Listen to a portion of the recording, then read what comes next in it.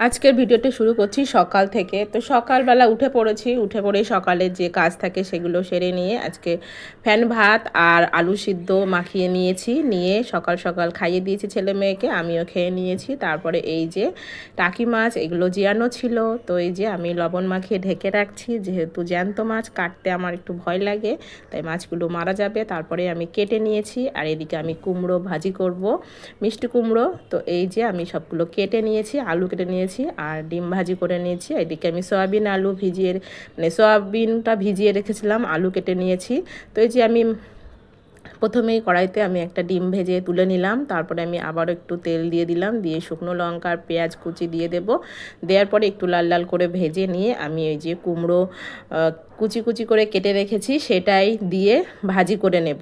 তো কুমড়ো ভাজি এরকমভাবে করলে ভালোই লাগে। আর এদিকে আমি আরেকটা কড়াই বসিয়ে দিয়েছি, দিয়ে সেই লবণ আর হলুদ মাখিয়ে রেখেছিলাম টাকি মাছগুলোই, সেগুলোই আমি এবার একটু ভেজে নেব। খুব বেশি ভাজবো না, যেহেতু জ্যান্ত মাছ, তাই একটু ভেজে নেব। আর জ্যান্ত মাছের এইভাবে পাতলা ঝোল খেতে কিন্তু অনেক ভালো লাগে। আর যেহেতু অনেক গরম পড়েছে, গরমে এরকম জ্যান্ত মাছের এরকম পাতলা ঝোল খেতে অনেক ভালো, স্বাস্থ্যের পক্ষেও ভালো। তো যাই হোক, আমি মাছগুলো সবই ভেজে নিয়েছি। নিয়ে এই যে আলু কেটে রেখেছিলাম সেটাই আমি এখন একটু তেলের উপরে দিয়ে সুন্দর করে ভেজে ভেজে নিলাম। তারপরে আমি এর মধ্যে লবণ, হলুদ, লঙ্কা গুঁড়ো দিয়ে সুন্দর করে মাখিয়ে নিয়েছি। নিয়ে একটু পানি দিয়ে নেব সিদ্ধ হওয়ার জন্য। তারপরে আমি এর মধ্যে একে একে সব মশলাও দিয়ে দেবো। আর এদিকে আমার কুমড়ো ভাজি করা হয়ে গেছে। তারপরে আমি কড়াইতেই সয়াবিন আলু দিয়ে দিয়েছি। দেওয়ার পরে একটু ভেজে নিয়েছি। নেওয়ার পরে লবণ, হলুদ আর লঙ্কার গুঁড়ো দিয়ে সুন্দর করে কষিয়ে নেব।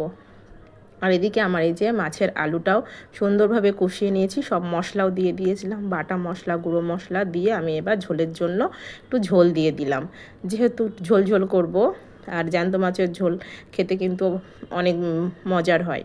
তো এই যে আমার রান্নাটা প্রায় কমপ্লিট। এবার আমি মাছগুলো দিয়ে দিলাম। দেওয়ার পরে 2 মিনিট রান্না করে নিলেই আমার মাছের ঝোলটা, মাছ আলুর ঝোলটা কমপ্লিট।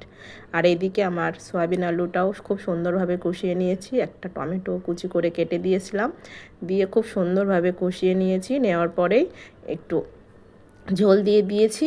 আর আমি যে প্রথমেই একটা ডিম ভাজি করে রেখেছিলাম, সেই ডিম ভাজিটাই আমি সয়াবিনের মধ্যে দিয়ে দেবো। এদিকে আমার মাছ রান্নাটাও কমপ্লিট। আমি ঢাকা চাপা রেখে দিয়ে দিলাম। তারপরে আমি এই যে সয়াবিনটা ঝোল দিয়ে দিলাম। দেওয়ার পরে আমি এই ডিমটাও দিয়ে দিলাম। দিয়ে আমি এবার আমার সয়াবিনটাও রান্না হয়ে গেছে।